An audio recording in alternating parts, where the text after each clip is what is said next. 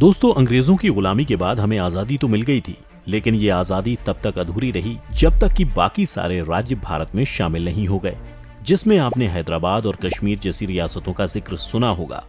लेकिन आपको ये जानकर हैरानी होगी कि भारत को बनाने में असली संघर्ष नॉर्थ ईस्ट के कुछ राज्यों के साथ हुआ था।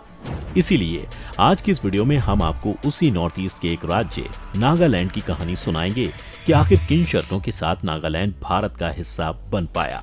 तो बने रहिए वीडियो के अंत तक। सबसे पहले आपको नागालैंड के बारे में बताएं तो ये राज्य भारत के बिल्कुल पूर्वी इलाके में मौजूद है, जिसका म्यांमार के साथ बॉर्डर शेयर होता है, और वो भी ऐसा कि नागालैंड में एक गांव ऐसा भी है कि वहां के लोग एक नहीं बल्कि दो देशों में रहते हैं।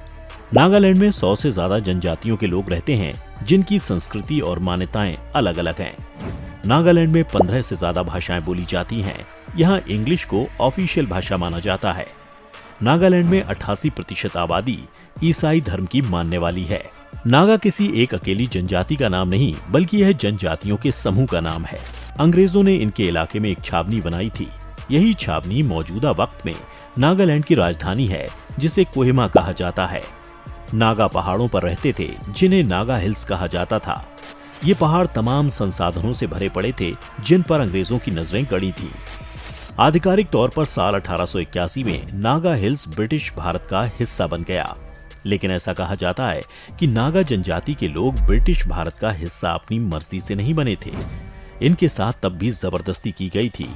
गुलामी के खिलाफ नागा लोगों ने भी विरोध की आवाज बुलंद की थी और साल 1918 में नागा क्लब का गठन किया। साइमन कमीशन जब भारत आया तो नागाओं ने कहा कि हमें हमारे हाल पर छोड़ दीजिए। 14 अगस्त 1947 को नागाओं ने भी खुद को आजाद घोषित कर दिया। उसी दिन पाकिस्तान भी बना। वक्त का पहिया ऐसा घूमा कि पाकिस्तान को तो देश के तौर पर मान्यता मिली, लेकिन नागाओं को नहीं मिली। जवाहरलाल नेहरू ने जैसे तैसे इनको मना तो लिया था, लेकिन फिर भी 1951 में नागा गुटों ने नागालैंड में एक रेफरेंडम करवा लिया। एनएनसी यानी नागा नेशनल काउंसिल। 1940 में एनएनसी की स्थापना करने वाले नागा नेता अंगामी जापू फिजो इसे लेकर सबसे मुखर थे। इस रेफरेंडम में एक राय ये बनी थी कि नागालैंड हिंदुस्तान से अलग एक आजाद मुल्क बना रहना चाहता है। भारत सरकार यानी उस वक्त नेहरू ने इस रेफरेंडम को मानने से पूरी तरह से इनकार कर दिया। भारत की तरफ से कहा गया कि ऑफिशियली तौर पर नागा इलाके कभी अलग नहीं थे, बल्कि वो असम का हिस्सा हैं। अब सरकार ने अपनी बात कह दी तो फिर से फिजो, जो नागा ग्रुप के लीडर थे, वो एक कदम और आगे बढ़े। 22 मार्च 1956 को उन्होंने नागा फेडरल गवर्नमेंट यानी एनएफजी की स्थापना कर डाली। ये नागाओं की अंडरग्राउंड सरकार थी। अंडरग्राउंड इसलिए क्योंकि असली तो भारत सरकार थी और एक ग्राउंड पर एक ही सरकार चल सकती है। अंडरग्राउंड सरकार के अलावा असल समस्या थी नागा फेडरल आर्मी यानी एनएफए। ये एक तरह से नागालैंड की अंडरग्राउंड सरकार की हथियारबंद सेना थी।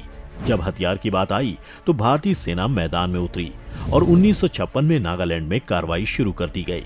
जिसके बाद जब भारत सरकार की तरफ से दबाव बढ़ा तो फिजो भागकर पूर्वी पाकिस्तान, जो कि अब बांग्लादेश है, वहां पर जा छुपे। सेना को लगा कि नागा की बिखरी हुई सेना क्या ही टिकेगी, लेकिन ऐसा नहीं हुआ। ये बात शायद सेना भूल गई थी कि द्वितीय विश्व युद्ध का अनुभव रखने वाले नागा सैनिकों ने ऐसी कई जंगें लड़ी हैं। इसीलिए एनएफए ने जंगल और पहाड़ी जगहों पर भारतीय सेना का डटकर मुकाबला किया। इसीलिए जब सेना के हाथों से मामला निकलता हुआ दिखा तो भारत सरकार ने शांति समझौते की पहल की, जिसमें असम के कुछ और हिस्से देने की बात कहकर नागालैंड को समझौता करने को कहा गया। जिसके बाद जाकर दिसंबर 1963 को आधिकारिक तौर पर नागालैंड भारत का राज्य बना। लेकिन समझौता भी इतना आसान नहीं था। इसके पहले 1960 में भारत के पीएम जवाहरलाल नेहरू को नागा पीपल्स कन्वेंशन के नेताओं के साथ 16 पॉइंट का एक समझौता करना पड़ा। सीमा विवाद की जड़ में इस समझौते में नागालैंड के कई दावे हैं। जैसे कि 1960 के समझौते में कहा गया कि नागा राज्य का जो हिस्सा ब्रिटेन ने असम में जोड़ दिया था, उसे वापस किया जाएगा। इसके अलावा राज्य बनने के बाद भारत के संविधान में कश्मीर में 370 की तरह ही नागालैंड में 371A लागू किया गया, जिससे नागालैंड को एक विशेष राज्य का दर्जा मिल गया।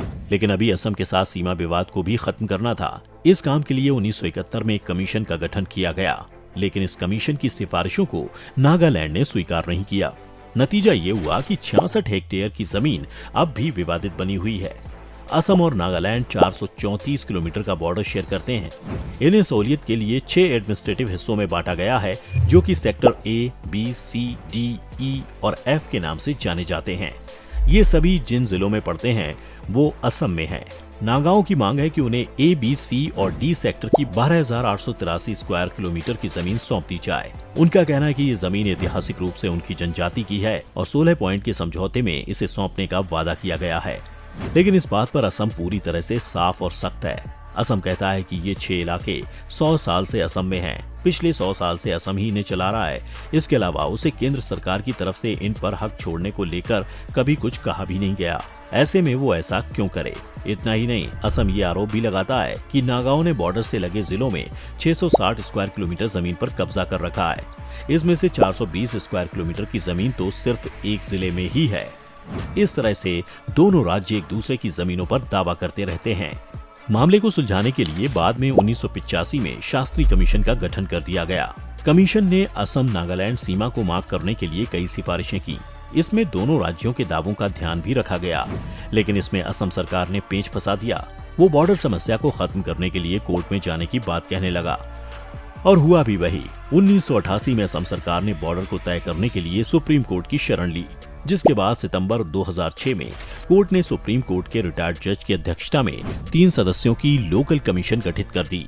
इस कमीशन को ये तय करना था कि असल बॉर्डर की स्थिति क्या है। कमीशन ने अपनी रिपोर्ट कोर्ट को सौंप दी है, लेकिन अभी तक इस पर कोई फाइनल फैसला नहीं आया है। इस तरह से आज भी नागालैंड देश के इन राज्यों में शामिल है जो अपनी जमीन के लिए अपने ही देश से लड़ता रहता है। तो ये थी कहानी नागालैंड और असम विवाद की। साथ ही हमने आपको ये भी बताया कि नागालैंड भारत का हिस्सा कैसे बना। आपको ये कहानी कैसी लगी, हमें कमेंट करके बताइए।